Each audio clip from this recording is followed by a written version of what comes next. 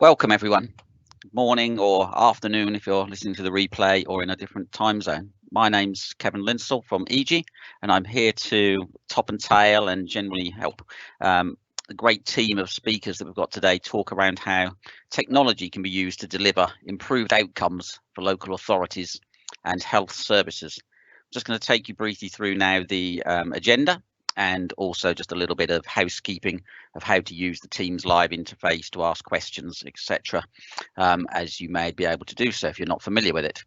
So, as I mentioned, I'm Kevin Linsell from IJYI, just chaperoning and organising today and making sure everything flows nicely and fielding the Q&A. I'm then going to be handing over to Rebecca Allen from Suffolk County Council, and Becky's going to take us through some of the exciting work around the Coronawatch dashboard and how how the data, and we've all been familiar with all of the various government official briefings around how data has been driving it, and how the information of dashboards and information, and really interesting to see how that works when you bring that down to a more local level and how those data sets have to be informed.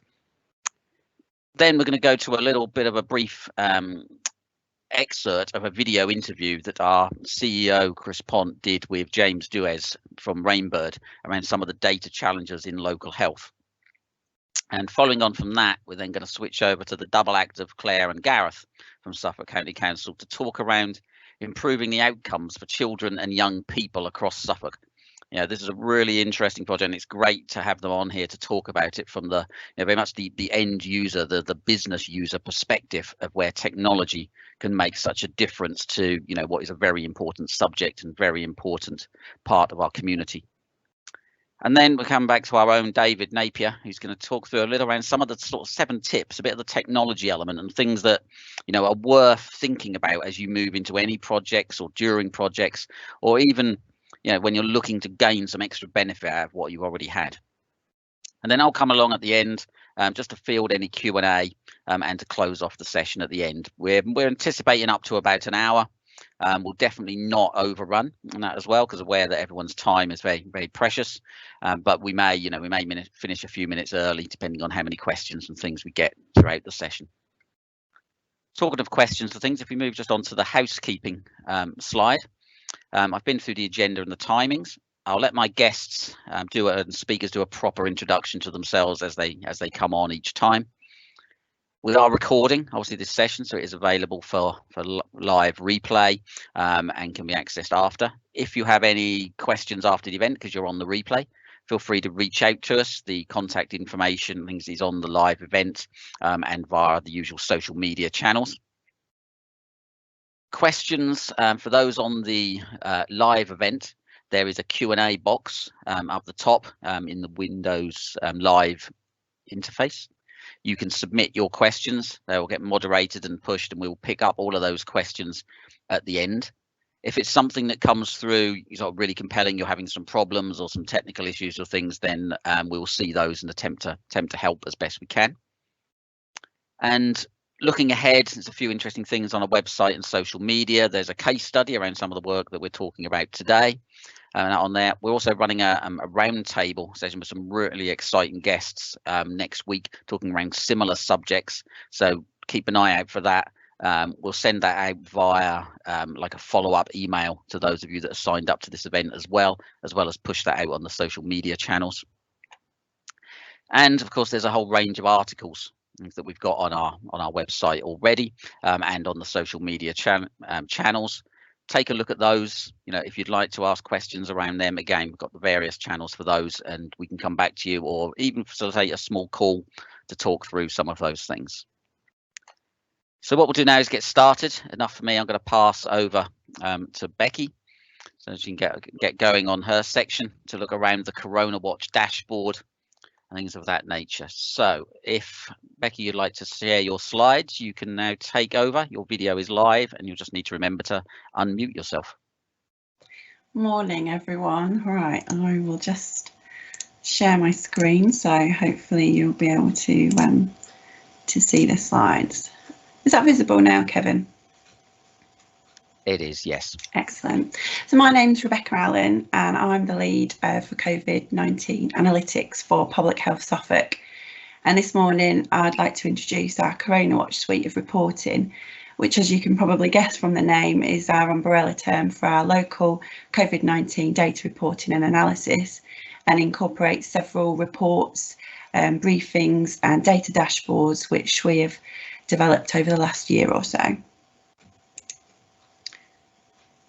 So for a long time, local authority public health teams have really grappled with quite incomplete, out of date and restricted public health data for many data sets, such as smoking, cancer diagnostics, hospital admissions. These issues still remain, but despite the negative impact of COVID-19, it's presented some challenges for us and also some opportunities in the way that we work with and utilise local public health data sets.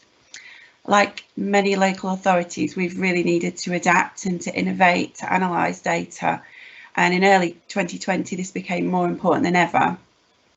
The development of the Suffolk Coronawatch tools have enabled us to really turn data into decisions and evidence into actionable insight.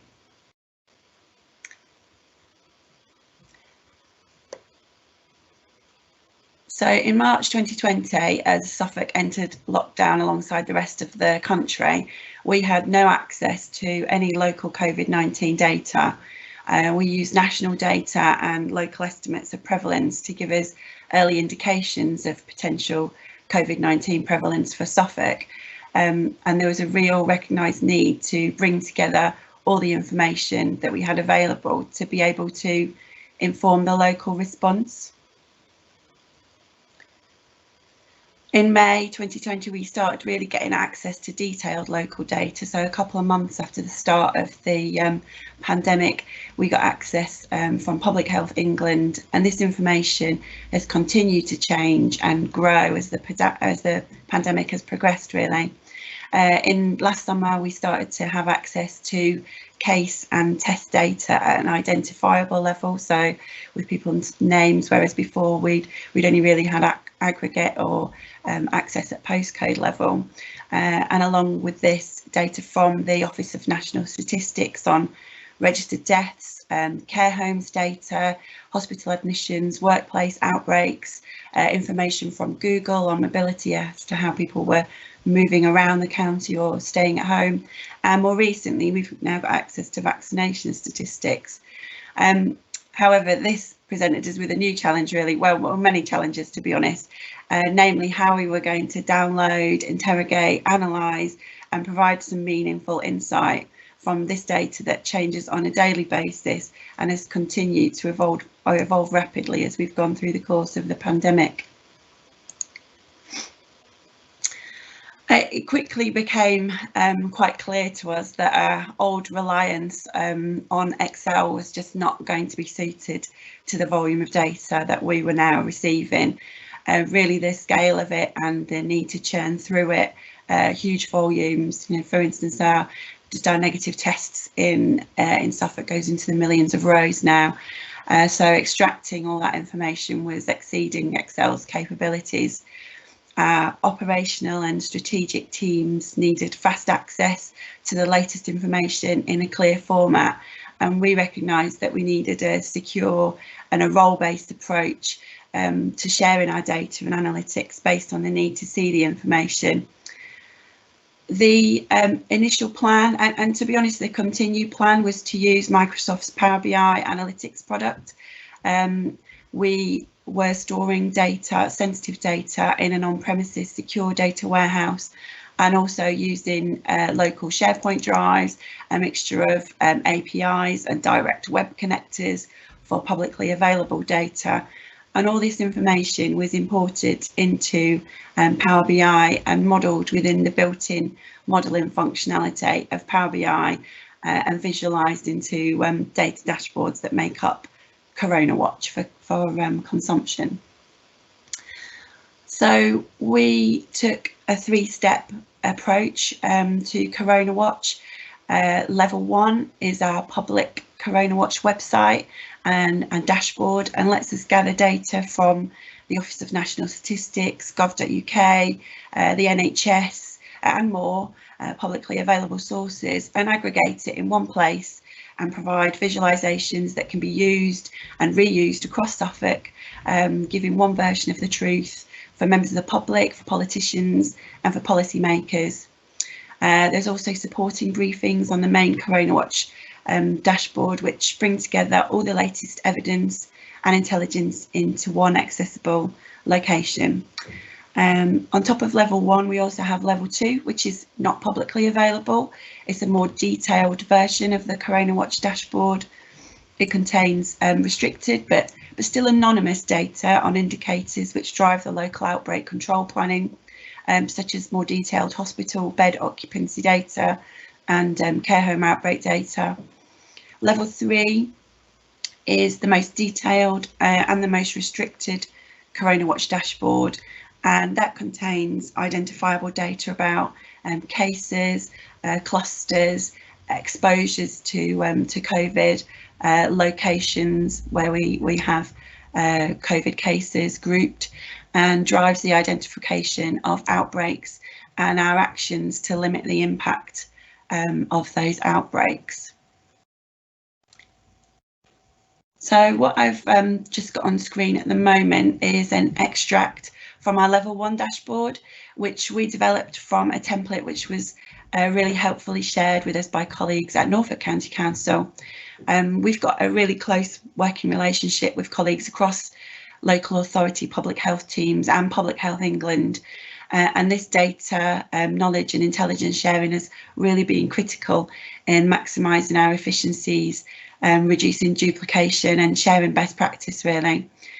Level 1 Coronawatch initially started as an 8-page Power BI report, but the more analysis we began to produce, the more appetite for it grew really, and the larger and the more detailed the reports became. I'm now showing a couple of pages from Coronawatch level 2 and 3. These are they allow more filtering and more slicing of the data, a little bit more interactive, and we're set up on a scheduled refresh multiple times a day, so they're always as up to date as they can be. Direct access to these dashboards is controlled and is on a need to know basis, but that means decision makers have live access pretty much to the latest information at the touch of a button. So as demand increased, we began to experience some performance issues. The weeks and months progressed, report pages were added, and by late November 2020, we had more than 30 data sources feeding into level 3 of Coronawatch. The data model had grown, perhaps organically is a polite term, maybe messy is probably a more accurate description, and that led to a really large, complex model living within the Power BI files. Many of the sources had to be manually updated each day. We were increasingly knocking on the door of our IT colleagues for their support. And as the number of sources grew, the task of maintaining Coronawatch became quite labour intensive. So just before Christmas, I think we recognised that there was a need to overhaul Coronawatch, and in December 2020 we linked up with EG. EG presented us with a new architecture solution to allow Coronawatch to develop whilst increasing stability and resilience, but reducing the time and manual effort that we needed to maintain the reporting. EG proposed automating as much of the data ingestion as possible, reducing the demands on our team. There was a focus on a transition to Azure analysis services and secure cloud-based Azure storage. The data model would be decoupled from Power BI, and Coronawatch was to be split up into multiple smaller reports to reduce the size and increase performance. We continuing to work with EG and our local IT colleagues to realise the aim of this project. So it's still ongoing, but we've made an awful lot of progress, and I've just put a little graphic up there, which is probably quite small, but you might be able to zoom in to look at the new data model, which shows all the data sources feeding in via logic apps where we can, being processed in data factory, storage in a data lake on our local SQL servers, and then going into analysis services for modelling and processing, and then just being output and visualised within Power BI, which has been a more efficient use of Power BI for us for such a large project. So even though the project's ongoing, we have realised quite a lot of benefits so far. So Coronawatch is now split into multiple smaller reports, which allow more people to work on developments and means that the refresh time is reduced. Our data sources, which were previously connected by multiple Excel, SharePoint and web URLs, are now stored in a data lake, making the connection more stable and reducing the potential for human error. Data source ingestion has been automated for the majority of our feeds, and we've really seen a difference in the time requirement so far on staff to manually download data from multiple sources, so that's really reduced, and that's going to increase as more automated sources come online in the next few weeks. One of the most time-consuming tasks was downloading large files containing identifiable case level data from Public Health England on a daily basis. And now Suffolk County Council are the sole local authority pilot using full automation to access this data from Public Health England's secure systems, which we're really proud of. Coronawatch users are seeing the benefits of this, so reduced loading time and faster refreshes. And we're also developing our complementary reporting using R to access the data. That's alongside Power BI and allows much more detailed statistical reports to be produced on an automated basis. The next steps for us are that we're scheduled to work with EG until late May, possibly a little bit after that if we come up with some more projects or things that we want to develop. And by then we hope that we're going to have full automation in place for the majority of our COVID-19 reporting. Access to more timely, accurate and granular data will really help us identify the issues and support the system to take action in relation to these issues really quickly and effectively. We're continuing to work alongside our colleagues in Public Health England, other local authorities and colleagues within Suffolk County Council to share the learning that we've taken from this and to share our project outcomes. And I think for us it's really vital that we keep the established data links and flows that we've got with Public Health England and what's going to become the successor organisations, that we keep those open alongside developing new and timely data flows. And really I think it's only by doing this that we'll continue to improve our understanding of our communities, improve the health of our population and reduce inequalities, which is really our goal in Public Health Suffolk in what we're aiming to do. So thank you for listening to that. I hope it's been useful. Please feel free to put any questions in the chat if you're listening live. We'll hopefully get onto those at the end. And if you're watching back or you've got more detailed question, please feel free to email us on the email address on the page. So thanks very much. Thank you, Becky. That's great. That's yeah, who would have foreseen a year ago or a little over a year ago that there'd be such a big, huge, drive of data and the systems and technology. And as usual, we're all human nature to default to Microsoft Excel because we're never going to get away from that. So, okay, well, we'll move for a slightly different tact now. We're going to move to a video coming across now, which was from a subset of an interview that our own Chris Pont did with James Duez. James effectively came in and presented around some of the data challenges that were facing the NHS, and there's a much longer video of this available, which is shared on the social media and available on our website on there. But there's a small sort of 4 or 5 minute excerpt now that we're just going to go through and play. James couldn't be with us live today, that's why we've sort of pre-recorded this piece for you all and that to go through. But if you've got questions related to this element, obviously still ask us and we'll take them away and respond via the social channels and directly to you to get that information back from you. And hopefully, Laura, you can gear up and the technology will work.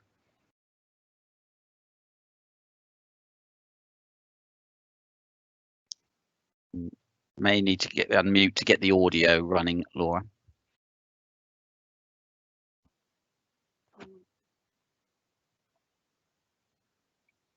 such as AI, automation, machine learning, etc.? How can that help tackle those challenges? Yeah, no, that's a good question, because I think a lot of people, when they think about how can AI help the NHS, their mind turns directly to data, and then you do immediately hit the challenges around data privacy and data sharing and all of the ethical as well as legal implications that there are around that. And I think it's fair to say that generally, NHS trusts are incredibly careful about the data that they hold. The principle is you don't hold data that you don't need to hold for longer than you need to hold it. Yeah. I think that has shifted a bit with COVID. We are beginning to see, machine learned algorithms based in some cases on large amounts of data that are being accumulated. So if you take something, for example, like ventilator data, to being able to build statistical models that can help make predictive decisions, bearing in mind, of course, that again, machine learning is making predictions, it's not making decisions. But actually, where we come at this is a slightly different angle, because what you can do very easily is take what a smart person knows, and you can start with their knowledge, so a corpus of human expertise on a subject, and build a model very rapidly that's able to scale what they know. I mean, thinking back to previous work that we've done in healthcare many years ago, you imagine taking, one of the leading authorities on something like Ebola, and being able to create a tool that anybody in the world could use in the face of an outbreak to get contextual advice. You can see there's a force multiplier around human expertise. But actually, I think the holy grail is where these things to come together. So we're working with one organisation that's building deep learn models, so machine learning models based on data around COVID pathways specifically. But actually, what we're doing is bringing the human expertise to that can work alongside the machine learning to predict, when is this person likely to need to go to ITU? When they get there, what kind of interventions and treatments are they going to have? But I think what we're seeing within the NHS and in healthcare generally is there is still a reluctance, I think, if I'm honest, to apply technology to the decision making, to clinical decision making. But what there is there's a huge opportunity and a willingness to apply these technologies to what we might call the kind of middle office tasks that exist within healthcare. So, for example, prioritizing the very, very large waiting lists that are now expanding. That is a task that we can very, very quickly help prioritize and look to see whether or not harm is going to be caused to people who are having to wait because they're in that massive backlog that's now occurred as a result of COVID. And the risk assessment that we did. I guess with the auditability of what Rainbow's doing, you're able to explain those decisions that have been made. So if these things tend to explode in the press, now and again, you want to be able to explain why somebody has been bumped up that waiting list, why that decision was made and why it prioritized one person over another. Yeah, Chris, it's absolutely critical.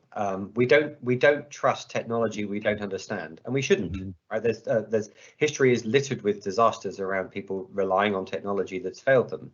Now, the reality is that clinical errors and mistakes within healthcare are endemic. I mean, to err is human, and it's in the nature of it. In fact, 15% of the entire NHS budget is spent dealing with implications of clinical errors.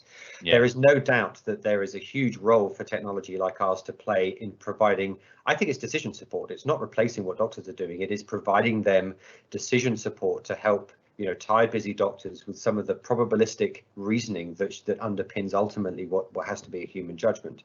It's interesting. There's a much more enthusiasm for this in the US than there is here, although actually it's easier to use data here than it is in the US.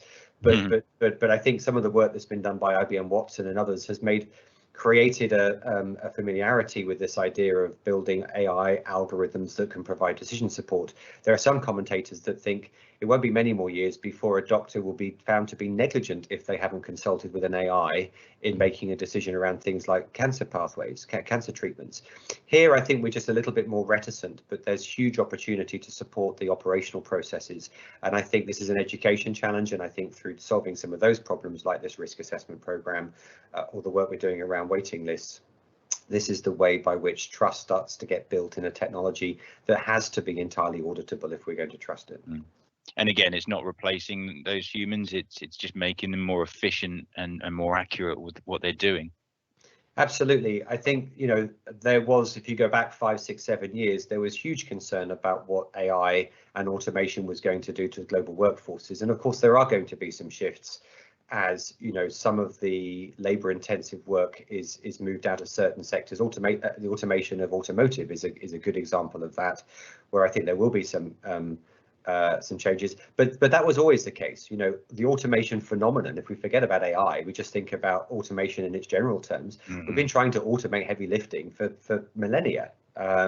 You know, ever since the Egyptians made the 5 simple machines that enabled them to build the pyramids, right? We've always trying to take the heavy lifting away. That's not going to stop. But interestingly, this human in the loop, the idea of the technology and humans working together with another very important point, which is the democratization of these tools. These are not tools that are being built by somebody in IT and imposed on the business.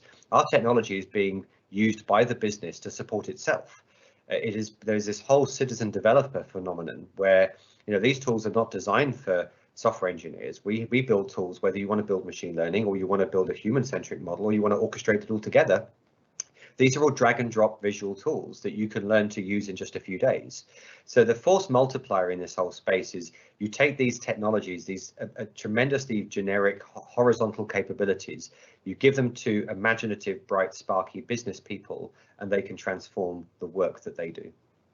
Yeah, you want those tools in the hands closest to the people who have the knowledge on those processes or the knowledge of what makes those decisions, not just the software engineers.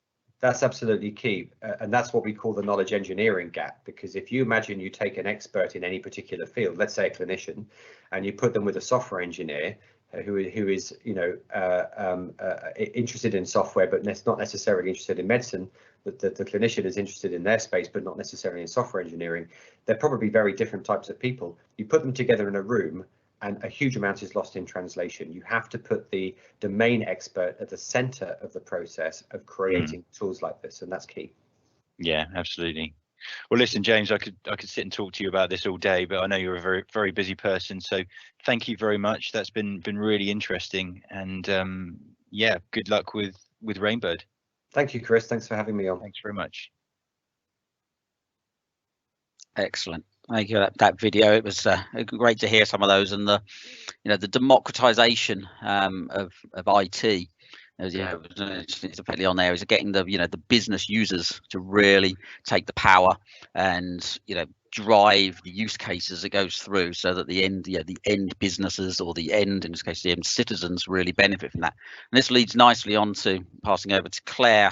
If you'd like to share your content, Claire, I'll bring that up live, and you can talk through a little bit around Ant and really yourself as that business user, if you like, that we just talked about, and how you effectively have been key stakeholder and driver of this very exciting project. Over to you, Claire.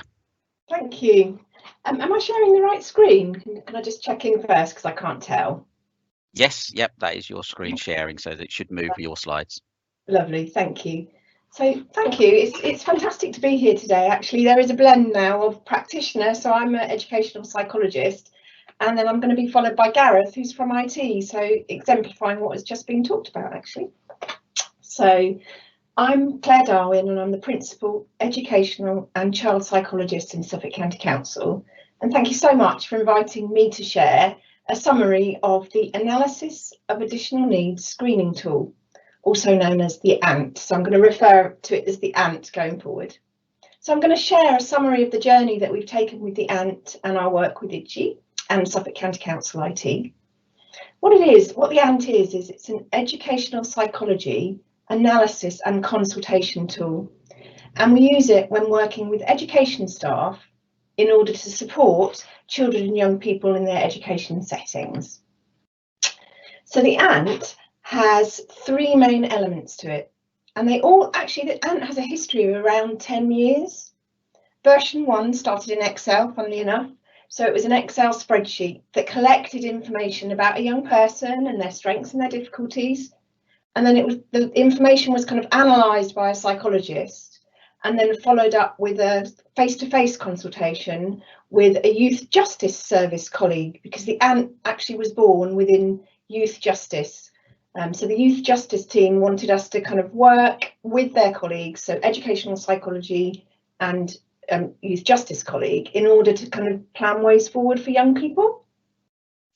Actually, after a couple of years, we moved ANT into version 2, and that moved on to SharePoint with the help of our Suffolk County Council colleagues. And we moved it into educational settings. It was kind of like so successful in identifying additional needs of young people, we realised that we needed to move the ANT earlier on down into that kind of young person's education journey. So ANT version 2 settled in educational settings. And there's two elements here that we were looking at. We were looking at the digital SharePoint analysis of the information, but also we wanted to start using teleconsultation. So teleconsultation in psychology literature is telephone or video. So we moved down into version 2, SharePoint, and we offered face-to-face consultations or telephone consultations with a psychologist. Anyway, again, it was successful in this space. Version 2 was so successful, we'll share feedback in a minute, that we actually started to think, do you know what, we need to improve the technology. And we worked with Suffolk IT, and actually then we moved on to version 3. And version 3 is ANT online. So literally, if you Googled AANT, full stop online, you will see the kind of front page of ANT. And that's where our working relationship with IJYI started. So we now have kind of like ANT online being the digital way of collecting information about a young person. And then we use Microsoft Teams to deliver the consultation. So for us as psychologists, it's got those two levels of using digital to collect information and running a teleconsultation. And all the while, it's a 10-year journey that the ANT has taken. All the while, we've been sort of gathering information from all stakeholders involved in the ANT.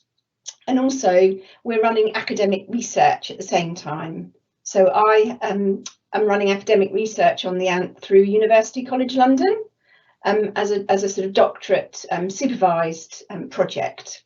So that's sort of weaving in all of the time actually on that 10-year journey.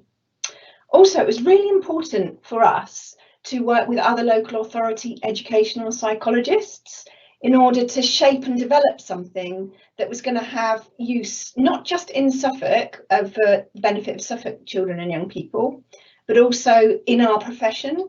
So we've joined forces with Surrey Educational Psychology Service, and they've been part of the development journey.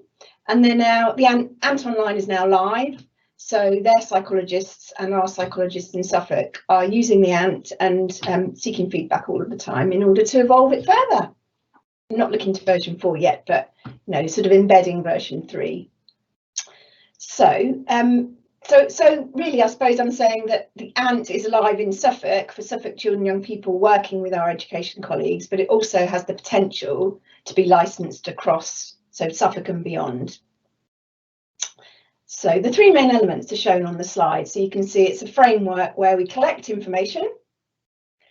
We have a psychological consultation known as teleconsultation, and then we plan and agree way forward, and actually an automatic report is generated as well. We had a fantastic start to this project, and it started with this thing called an Inception Workshop. It was incredibly useful. It was intense and creative. It took place over 2 days, and it really helped us to define the scope of the project. And this is another, I was listening to the last person speak about the clinician and IT, and we were really able, we had education colleagues, psychology colleagues, Suffolk County Council IT, IJYI, all working in the same room, sort of explaining what we needed this project to deliver from all of our perspectives. I had to keep my own diary and my own kind of little notebook on all the new IT terms that I had to learn, and it was probably vice versa for all our psychology sort of acronyms. Anyway, over those 2 days, we developed such a clear understanding of what would be possible from this project, and also what would be nice but we couldn't have this time. So we basically, those 4 bullet points identify the key kind of business drivers really. We needed the ANT to be accessible, and we needed to sort of enable educational psychology support early in the young person's education journey. So this is known as early intervention, access to a psychologist quickly also a thorough kind of analysis from a psychologist. And that's where the digital side has really helped us. So we have an effective analysis and consultation process backed up by a modern IT solution, and Gareth in a minute is going to talk through that side of things.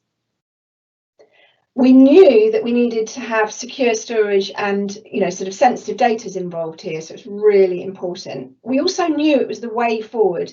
I had a real strong belief in digital and teleconsultation way before COVID, and actually COVID just really reinforced and I think helped other people to see that you know, you can run an educational psychology service with an element of teleconsultation all the time, not just because of COVID.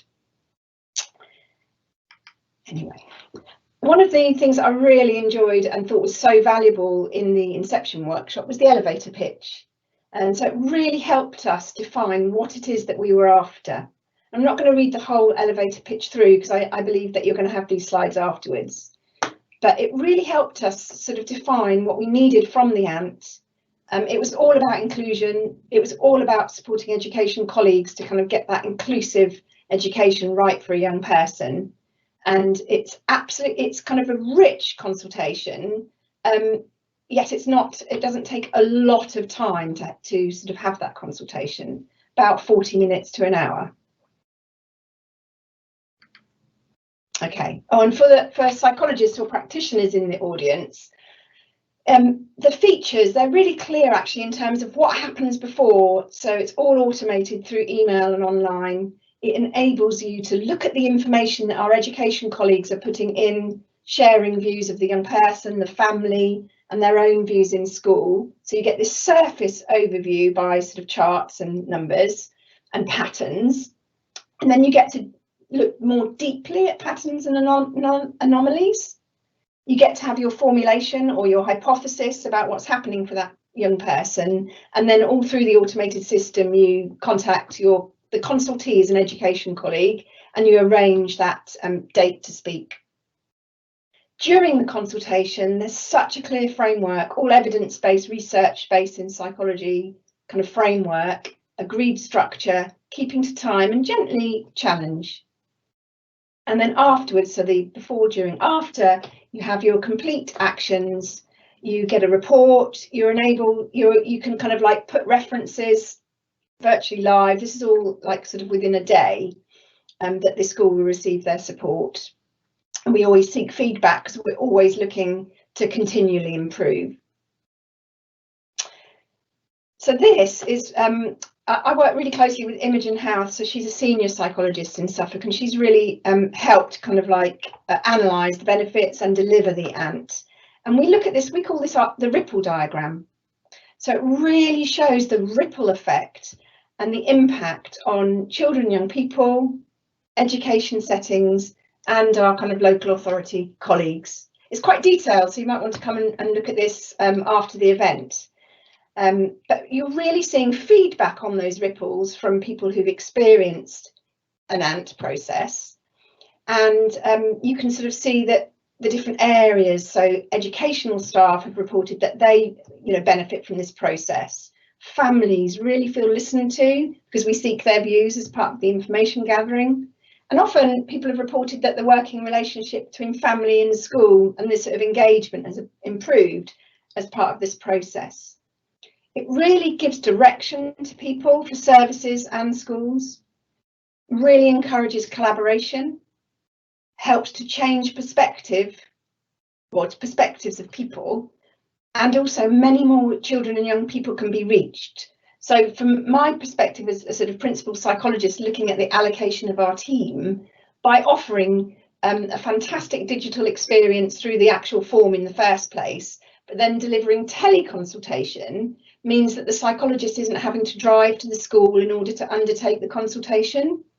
And part of the research that we've done along this 10-year journey, or 5 or 6 years actually, while it's been teleconsultation, has been to look at whether the impact on children is the same, irrespective of whether you've undertaken a face-to-face consultation or a teleconsultation. And that what we were seeing is that it's the same. So therefore, you know, it's a no-brainer really. We needed to move the ANT onto teleconsultation, which could be telephone or video. So this here is a slide of all the different intertwining impacts, and I just thought I'd try and tell you a really quick story on the ripple effect and the impact. And it's a story about an early years child. So we have an early years ANT and an ANT that goes right up to, you know, sort of in the young person's early 20s. And the story around the ripple effect of an early years ANT was the issue that one of the issues that was discussed was about gaming and sleep. So, and the psychologists kind of like talked this through with the setting. So they undertook their consultation with the setting. They shared resources around research to do with gaming and screen time and sleep. They impacted on the child and the family, so made a huge difference to that child's behaviour at home and in the setting, and on the general well-being in the family. Impact seen in the setting because the child's behaviour improved. The teachers then spoke in the transition meeting, so that child moved from early years into school, and a consultation took place where the teacher in the school hadn't heard about this particular research around sleep. So they then shared it at a parents' evening or parents' event for all of the whole new class coming into school. We then also, as a psychology service, saw that sleep was coming up so many times through our ANT consultations that one of our teams trained to be an advanced paediatric sleep practitioner and then studied this topic, shared it across our teams and beyond. And in fact, there is a whole sleep sort of dedicated page on our psychology website. So there I've sort of pertained to all of those ripples that have far greater impact even than for that child. I'm just conscious of time, so I know I'm speeding through, but this is kind of like a summary of the sort of benefits around the ANT. So overall, it's a comprehensive psychological sort of package of support that mostly sits in early intervention. It supports the inclusion of children and young people in their education settings. It's reassuring and empowers staff, then they have a much greater understanding of the child. It's speedy, so you can have access to that psychologist's knowledge and skills early on in that child's journey. You do get a report, so that is all digitally, part of the form. And moving on to what Gareth is going to talk about, it's absolutely sort of like aligned to security, or the cyber security and the data protection sort of like guidelines and practice. So thank you so much for listening. I know that was a sort of a mega summary. If you did want to talk more about the ANT, I've popped my email address in there. And we do have, we're building a page actually on our Suffolk County Council website. And we're also on Twitter as well, if people wanted to sort of watch. We share kind of some of our headlines really through that Twitter account. So you can follow. Anyway, thank you. And I'm going to hand over to Gareth now to talk more about this sort of IT side of things. Thank you for listening. Thank you, Claire. Gareth, you should be able to go live now. Thank you. Lovely. Cheers. Let me just share my screen. Okay, can we see those slides okay, Kevin? Yes, yep, you're on. Right, brilliant. Okay, so good morning, everyone. My name is Gareth Morris. I'm a Senior Technical Lead at Suffolk County Council. And I'm going to briefly talk through some of the technical challenges that arose through digitising the ANT process, my experience of the IJYI technical delivery, and what we achieved at the end of the development process. So just some background, we don't have a development team at Suffolk County Council, so we needed to source a development partner to produce the ANT online web application. However, prior to any engagement, I needed to solve kind of several technical challenges in order to steer the direction of any development project. So these are listed here on the slide. So I think the first thing was the ANT web application needs to be used outside Suffolk. So the Suffolk County Council ICT ecosystem is really geared towards providing services within Suffolk for employees and citizens. So the main challenge here was, how do we ensure there are no interdependencies between the ANT online application and the core ICT systems and services used within Suffolk County Council. This is mainly to minimise the constraints and to free up the choice of technology that can be used. And then onto data security was paramount. I mean, the Ant Online would store and process children's health and wellbeing data, which is, as sensitive as a data set as it gets. So that was always at the forefront of our mind coming into this project. The other thing I wanted is that Ant Online must be delivered to the customer via software as a service. We didn't want a customer to install anything within their ICT systems, because SaaS significantly reduces the administrative overhead and complexity requirements for any customer.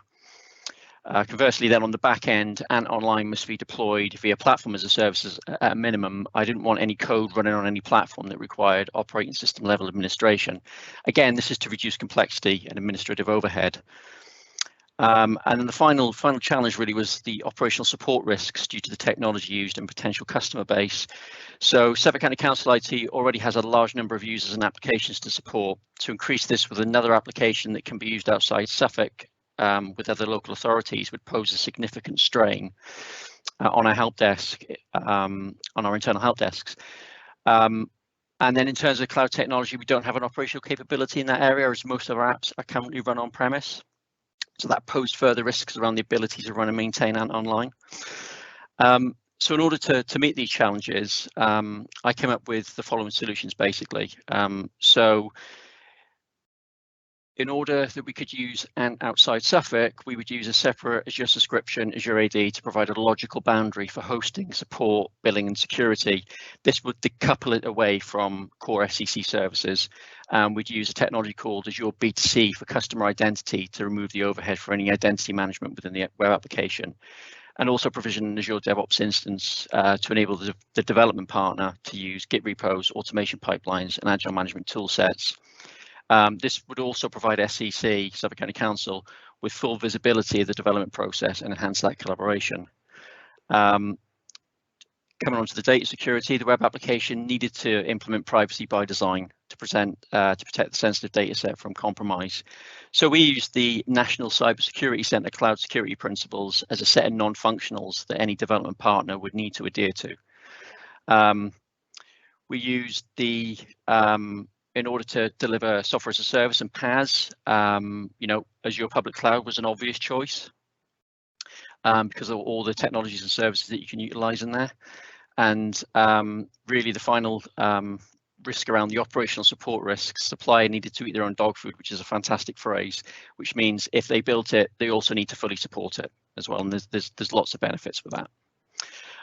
So I'll skip forward now to my experience during the IJYI technical delivery of this project. So I think it's fair to say that they made my job easier.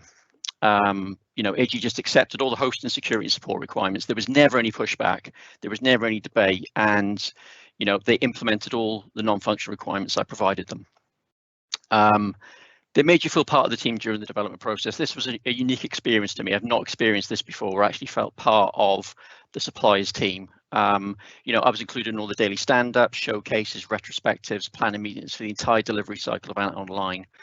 This level of transparency and collaboration was incredibly powerful, and I think contributed to the success of the project. A good analogy would be those restaurants you go to and the kitchen's open and you can see all the chefs preparing your meal and it's all open and transparent. So that was kind of an analogy that was kind of in my head when I was going through this entire process. So yeah, during the Inception Workshop with IJYI, we were promised that they worked to Agile and DevOps principles and engineering. And I think this was soundly demonstrated during the development process. The planning and execution of the development plan really ran like clockwork. It was a bit of a masterclass really in how to run Agile, I would say. And DevOps was there throughout. They were using automated deployment of environments and code. So yeah, they really did demonstrate they did work to those principles and practices.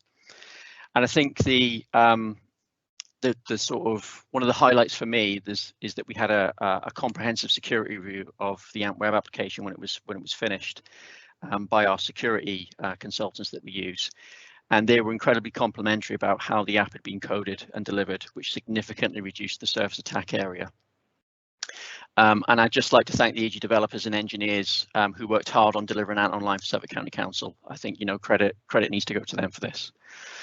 And then finally, what we achieved. So I think providing an outside Suffolk was one of the key deliverables, and I think we achieved that. I think that's something that we did meet with all the using a separate Azure subscription. The application stands on its own 2 feet, so to speak. So yeah, and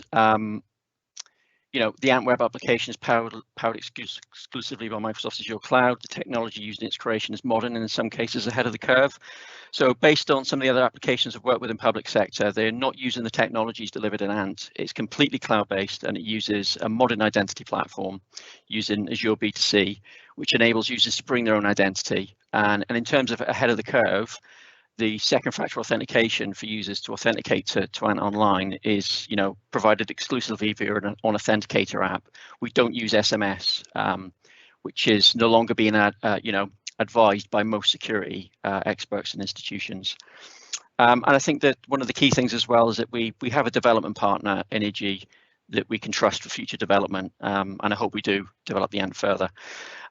They are able to deliver code into production rapidly, but without compromising the quality or the safety of the actual product. So that was kind of a whistle-stop tour of the Ant Online technical delivery. So I hope you've enjoyed some of the insight I provided, and thank you for listening. Thank you, Gareth. I like the open kitchen analogy as someone who's a very keen cook myself, though I think I don't like such the open kitchen because I make such a mess and nobody gets to see the disasters behind the scenes if I got the door shut. Right, we'll pass over on a slightly different tack now to our own David Napier, who's going to take through a sort of 7 tips and that to drive further benefit from the tech, and looking a little bit around what you may already have or what you may have that you don't know you have, or also importantly some of those easy routes of which to take. And I'm just checking on time to give you a little bit of a heads up, David, as well. Yep, we're okay on time for you. If anybody obviously listening to this has further questions, then feel free to drop them in the chat or to contact any of us afterwards. Over to you, David. Thanks, Kev. Hopefully you can see my screen. So good morning. I hope you've all been enjoying the webinar so far. Thank you to the excellent speakers from Suffolk County Council and Rainbird. My name is David Napier. I am a business development manager at IJYI. My background is in automation, data, and improvements to business processes. I'm going to take you through 7 tips to drive further benefit from tech. So tip 1, licenses entitlement. Use what you have. It's worth spending a little time to check whether you're getting the best out of your Microsoft licensing. You may well have access to Power Platform features included within your current Microsoft Office or Dynamics 365 licensing.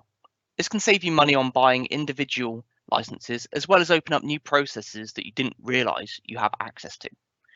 So to find out which licenses are allocated to your unique Microsoft ID, you can go to myaccount.microsoft.com, subscriptions, view subscriptions. As you can see here, this is a small selection of the licenses I have available, including a free trial and the purchased licensing that's included with my Microsoft 365 and Dynamics 365 license agreements. The licenses are unique to your Microsoft ID, not your organization, which means that free trials are specific to that person, not the organization. Number 2, looking at ways to reduce duplication and human error. So local authorities and NHS trusts struggle connecting multiple legacy systems, slowing down business processes and meaning a lot of manual lift and shifting data for the users. Recently, Microsoft announced at their recent Ignite conference that their attended robotic process automation, the Power Automate desktop, will be free for Windows 10 users. This means you can automate menial tasks and link legacy systems without the need for API integration. And this can free the users to focus on more empathetic, creative duties and leave the grunt work to the machine, like Rainbird mentioned earlier with keeping the human in the loop. So there are a lot of people using RPA to greatly enhance local authority and NHS trusts at the moment. If you want to see some real world applications, just look up the results Darren Atkins and his team are achieving. He was formerly at East Suffolk and North Essex NHS Foundation Trust and now heading up the Royal Free London Trust automation team. Number 7, So we've got expert insight can save time in the future. This is a top tip from our resident data and Power BI expert, Tim Nash. Tim has worked on numerous data projects here at EG, including the likes of Suffolk County Council, Ipswich Building Society, and Blatchford. This is his #1 tip to consider before embarking on a data project. So create your own data table at the beginning, because you're almost certainly going to need one sooner or later, and it's much easier than adding it later. This was a key stage, as you saw in Rebecca's slides earlier, in the success of the Coronawatch project.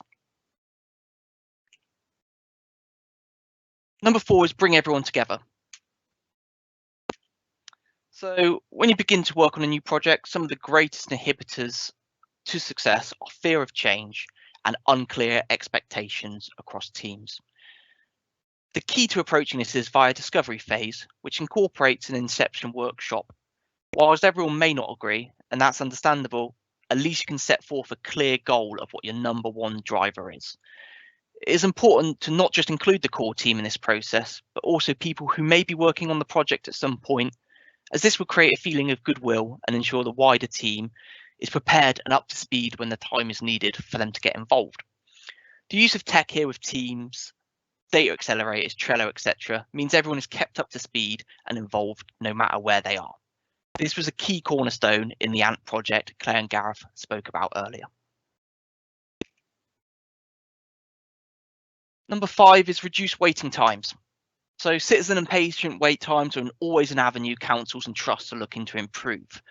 By using something like Power Virtual Agents, you can direct people to the right areas and reduce the waiting times.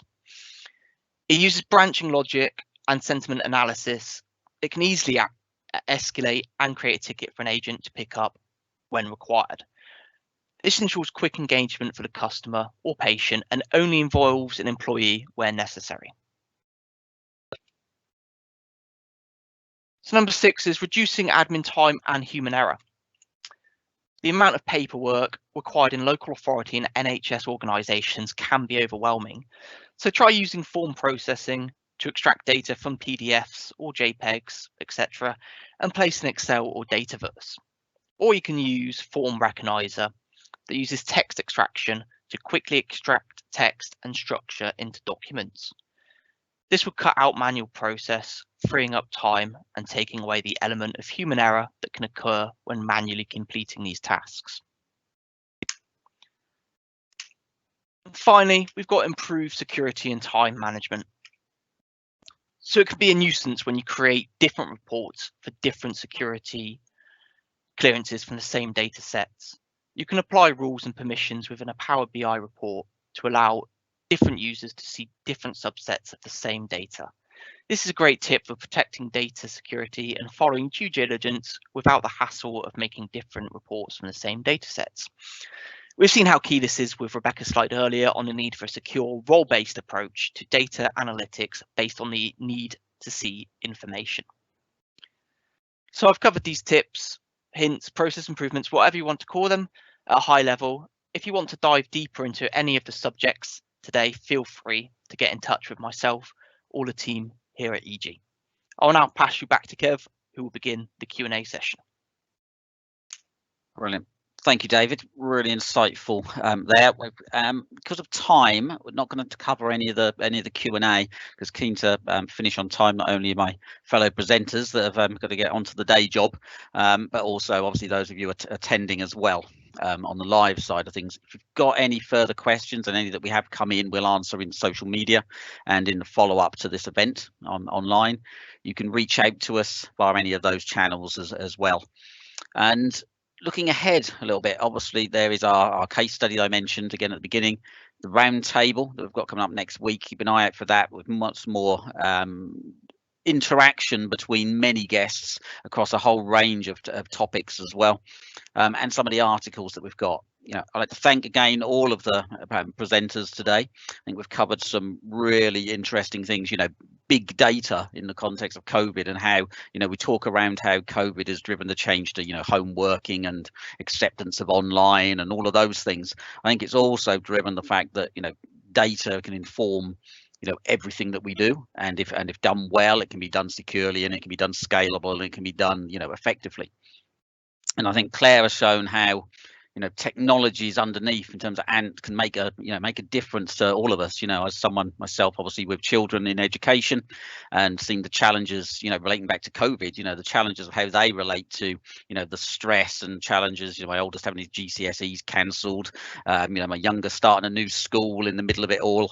Those sorts of things are are really, really important to keep on top of them, beyond perhaps the more traditional sort of educational psychology areas that we think of as well. And great to see and hear from Gareth, the use of quite advanced, Azure technologies compared to what we perhaps all associate with the traditional local authorities and local councils using.